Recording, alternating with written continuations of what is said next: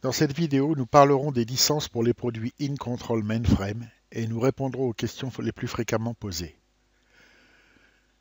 Il y a principalement trois types de licences: CPU, MIPS et Emergency. Voici un exemple de licence type CPU. Une licence CPU va déverrouiller le composant nommé sur la ligne prod, de la date mentionnée sur la carte Start jusqu'à la date d'expiration mentionnée sur la carte prod, et ceci à la condition que la CPU utilisée soit celle mentionnée dans la ligne CPU ID.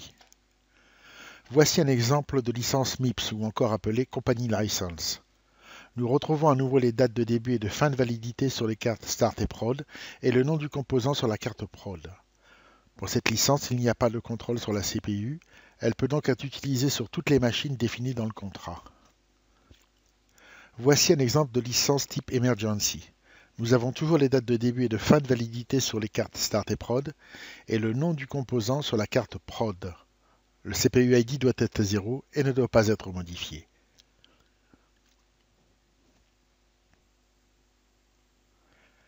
Les licences sont enregistrées en format texte dans la bibliothèque IOA PARM. Il y a un membre par composant. Le nom de membre est PASCTX où X correspond à la dernière lettre du composant. Par exemple, PASCTM pour CTRL M, PASCTR pour CTRL R. En résumé, une licence est valide pour le composant mentionné dans la carte prod, de la date mentionnée dans la carte start jusqu'à la date indiquée dans la carte prod.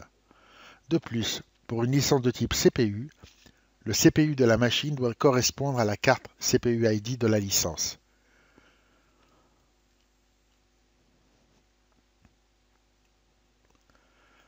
L'utilitaire IOA PASCK permet de contrôler la validité des licences. Il y a un exemple de mise en œuvre de l'utilitaire dans la bibliothèque IOA Sample, membre IOA PSCK. Voici un exemple de mise en œuvre de l'utilitaire IOA PSCK. Nous allons contrôler la validité de toutes les licences de cet environnement IOA. Pour ce faire, nous avons codé parm égale all et nous soumettons le job pour voir le résultat ensuite sous SDSF.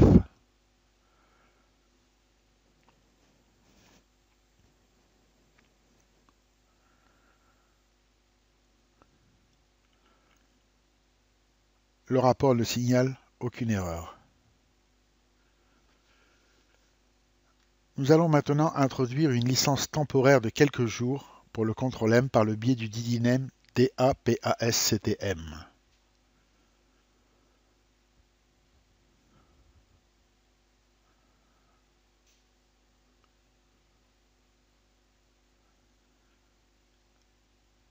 Et nous allons soumettre le job.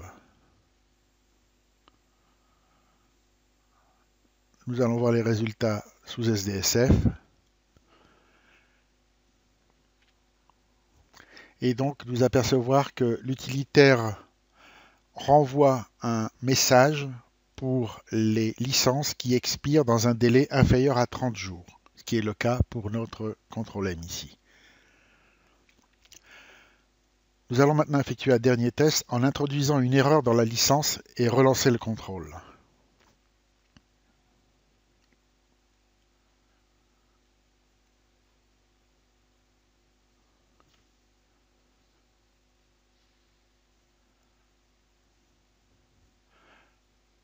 L'utilitaire a donc bien détecté l'anomalie. Nous allons maintenant passer en revue les questions les plus fréquentes concernant les licences. Que dois-je faire lorsque je vais changer de CPU? Si vous avez une licence type CPU, alors vous devez commander une nouvelle licence qui devra référencer la nouvelle CPU. Ouvrez un nouvel incident au support BMC, mentionnez l'ancien CPU ID et le nouveau, et mentionnez les composants concernés. Ce problème sera traité par l'équipe Password. Si vous utilisez une licence de type MIPS ou Emergency, ces licences continueront de fonctionner sur la nouvelle CPU jusqu'à la date d'expiration indiquée sur la ligne prod. Que dois-je faire lorsque mes licences vont arriver à expiration? Ouvrez un nouvel incident au support BMC, mentionnez la date d'expiration, le nom des composants impliqués, et ce problème sera traité par l'équipe Password. Notez, Vous pourriez devoir fournir des documents contractuels pour le renouvellement. Vous n'obtiendrez pas les nouvelles licences jusqu'à ce que l'ensemble de ces documents signés par le personnel autorisé soit retourné à l'équipe contrat.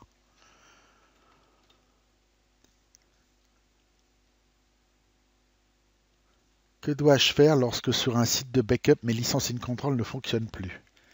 Si vous êtes un client BMC avec un support ID en cours de validité, vous pouvez immédiatement télécharger une licence temporaire de 14 jours depuis notre site Electronic Product Distribution, et ceci seulement pour les produits sous licence. Et si vous ne pouvez pas accéder au site EPD, alors ouvrez depuis notre site support un incident en sévérité 2. Mentionnez que vous êtes sur un site de secours et que vous avez besoin de licences temporaires pour les composants concernés. Cette demande sera aussi soumise à l'équipe Password.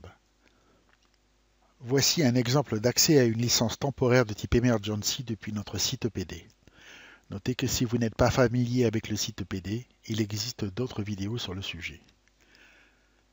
Nous allons sélectionner le composant Ctrl-M for ZOS, puis l'onglet Licence information.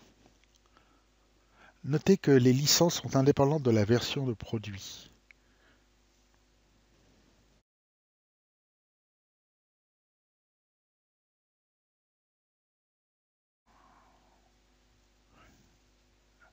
Ouvrez ensuite le fichier texte pour accéder à la licence. La licence Emergency pour 14 jours environ se trouve dans le bas du document.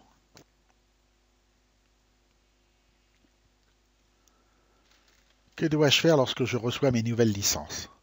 Lorsque vous recevez vos nouvelles licences, vous devez sauvegarder les anciennes avant de les remplacer par les nouvelles.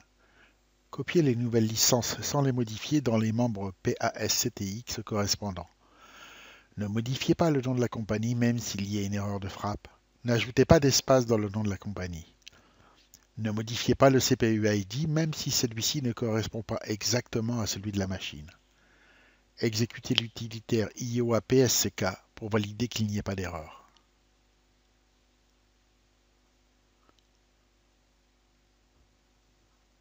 Que dois-je faire pour prendre en compte les nouvelles licences? Faut-il relancer les moniteurs? Il est inutile de relancer les moniteurs. Les nouvelles licences seront prises en compte automatiquement dans les prochaines 24 heures.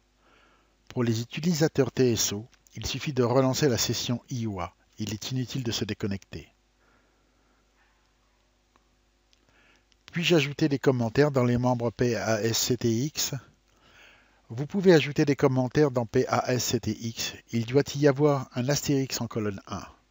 Voir l'exemple listé à l'écran.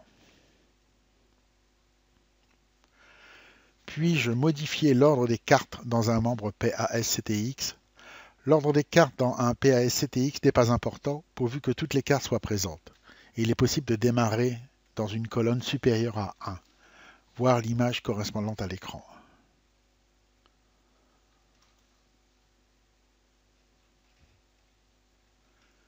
J'ai 10 Ctrl-M fonctionnant sur 10 CPU différentes avec 10 licences CPU différentes. J'ai donc 10 membres PASCTX à maintenir, et lorsque je veux exécuter un Ctrl-M sur une autre machine que la sienne, qui est en maintenance, je dois modifier le PASCTM pour qu'il mentionne la nouvelle CPU utilisée temporairement. Ceci pose des problèmes de maintenance avec des risques d'erreur. Est-il possible de simplifier tout cela?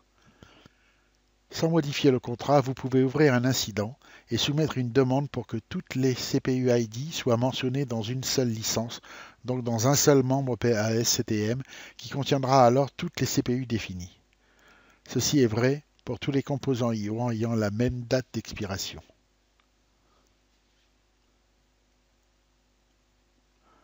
Ceci conclut cette vidéo. Vous pouvez consulter notre base de connaissances et notre canal sur YouTube pour y retrouver d'autres vidéos pouvant répondre à vos besoins.